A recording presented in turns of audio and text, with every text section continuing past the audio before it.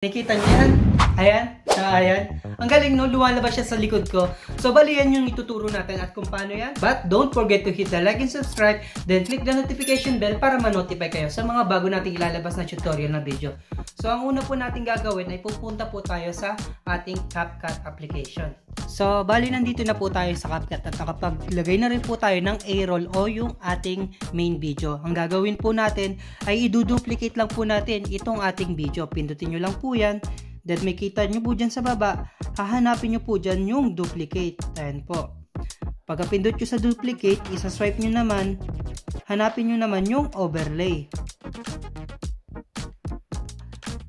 So napunta po siya sa baba. Ganun po ang mangyayari dyan kapag dinuplicate nyo tapos in-overlay nyo. Tapos ililipat nyo naman po siya sa may unahan. Then kung makikita nyo po ay dalawa na po siya. Isang main video tsaka isang overlay. Bali, ang gagawin natin dito sa overlay natin ay tatanggalan natin ng background. Pindutin lang po natin yan. Then, hanapin natin yung remove background. Then, auto removal.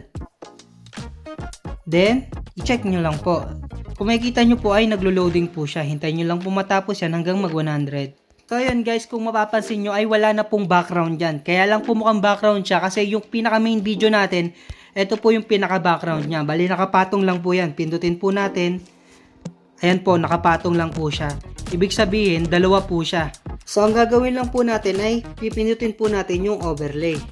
So, makikita nyo po may overlay po sa baba. Then, hahanapin po natin yung image na gusto po nating ilagay doon sa ating likod para po siya ay lumabas. Hanapin po natin sa photos. Then, kunyari po ay ito. I-add po natin. Pindutin po natin itong layer. Then, pagka-pindot nyo po dyan sa layer, may makikita po kayo na 1, 2. Dapat po naka 1 po siya. Ibig sabihin, nasa likod siya nung ating character o yung pinaka-subject natin sa unahan. Then, papaliitin nyo lang po. So, napaliit nyo na po, tapos ilagay nyo po dito sa baba. Bali, nasa likod siya, tapos nasa ibaba. I-check nyo lang po. Tapos, nakaselect po yung ating image. Pagka-select po ng ating image, ay pipindutin nyo naman itong diamond na to. Pagka-pindot nyo po dyan, may lalabas po na diamond dito. Ang gagawin nyo naman po ay i-swipe nyo lang para po mawala yung red. Pag naka-red po kasi, hindi po natin yan mapapagalaw. Then, ayan na po. Balin, nawala na po. Then, ayun na po. May kita nyo po rito, may kulay green. Ayun po yung pinaka-image natin. At swipe po natin dito para po mapagalaw natin yung ating image. So, ang gagawin lang po natin, papalakihin natin yung ating image.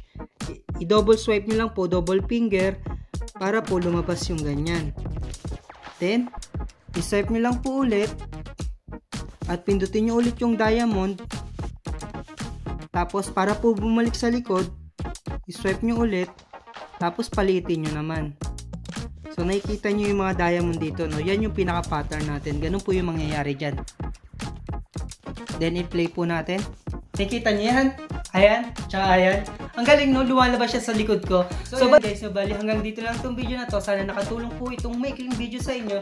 And by the way, don't forget to hit the like and subscribe. Then click the notification bell para ma-notify kayo sa mga bago nating ilalabas na tutorial na video. Thank you, salamat, and enjoy!